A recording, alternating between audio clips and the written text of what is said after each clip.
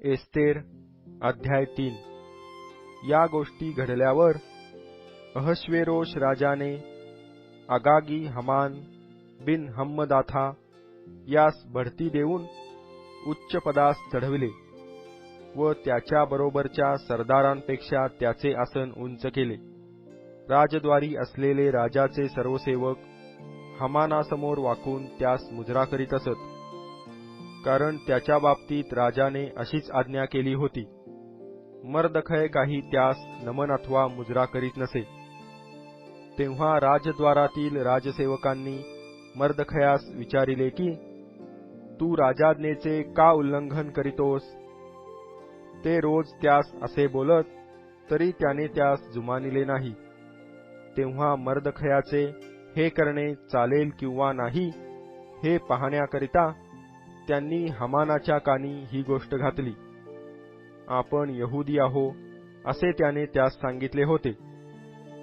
मर्दखय आपणासमोर नमून मुजरा करीत नाही हे हमानाने पाहिले, तेव्हा त्यास फार क्रोध आला। एकट्या मर्दखयावर हात टाकणे हे त्याला हलके वाटले, कारण मर्दखय कोणत्या जातीचा आहे हे त्यांनी हमानास सांगितले होते। त्यामुळे अहश्वेरोशाच्या अवघ्या साम्राज्यातील मर्दखयाचे लोक म्हणजे सर्व यहुदी लोक यांचा नायनाट करण्याचा बेत हमानाने केला।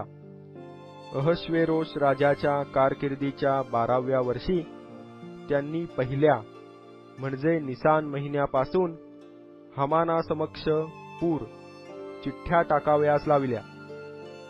हा क्रम दररोज दरमहा 12वा महिना अदार संपेपर्यंत चालू राहिला। हमान अहश्वेरोश राजास म्हणाला, आपल्या साम्राज्यातील सर्व प्रांतातून राहणाऱ्या देशोदेशीच्या लोकांमध्ये पांगलेले व विखरलेले एक राष्ट्र आहे। त्या लोकांचे कायदे इतर सर्व लोकांच्या कायद्याहून भिन्न आहेत। ते राजाच्या कायद्यांप्रमाणे चालत नाहीत, म्हणून त्यास राहू देणे राजाच्या हिताचे नाही। राजाची मर्जी असल्यास त्यांचा नाश करावा अशी आज्ञा लिहावी। राजभांडारात जमा करण्यासाठी मी 10,000 किक्कार चांदी राजाच्या कारभाऱ्यांच्या हाती देतो। तेव्हा राजाने आपली मुद्रा आपल्या बोटातून काढून यहुद्यांचा शत्रू जो अगागी हमान बिन हम्मदाथा यास दिली। राजाने हमानास म्हटले, तुला चांदी दिली आहे व लोकही दिले आहेत, तुला ठीक वाटेल त्याप्रमाणे त्यांचे कर। तेव्हा पहिल्या महिन्याच्या त्रयोदशीस राजाचे लेखक बोलाविण्यात आले आणि राजाचे प्रतिनिधी, प्रत्येक प्रांताचे सुभे व सगळ्या लोकांचे सरदार यास हमानाच्या सांगण्याप्रमाणे प्रत्येक प्रांताच्या लिपीत व प्रत्येक जातीच्या लोकांच्या भाषेत खलिते लिहून पाठविण्यात आले। अहश्वेरोश राजाच्या नावाने ते लिहून त्यावर राजाची मोहर केली होती।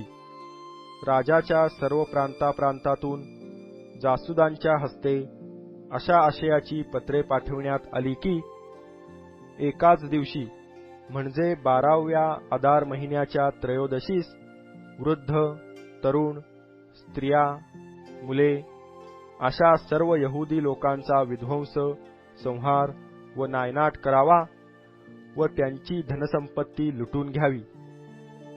या आज्ञापत्राच्या नकला साऱ्या प्रांतातून खुल्या पाठविल्या, त्या अशा हेतूने की सर्व लोकांनी त्या दिवशी तयार असावे। हा हुकूम शूशन राजवाड्यात देण्यात आला आणि राजाज्ञेने जासूद त्वरित निघून गेले। त्या प्रसंगी राजा व हमान हे प्यावयास बसले, पण शूशन नगर चिंताक्रांत झाले।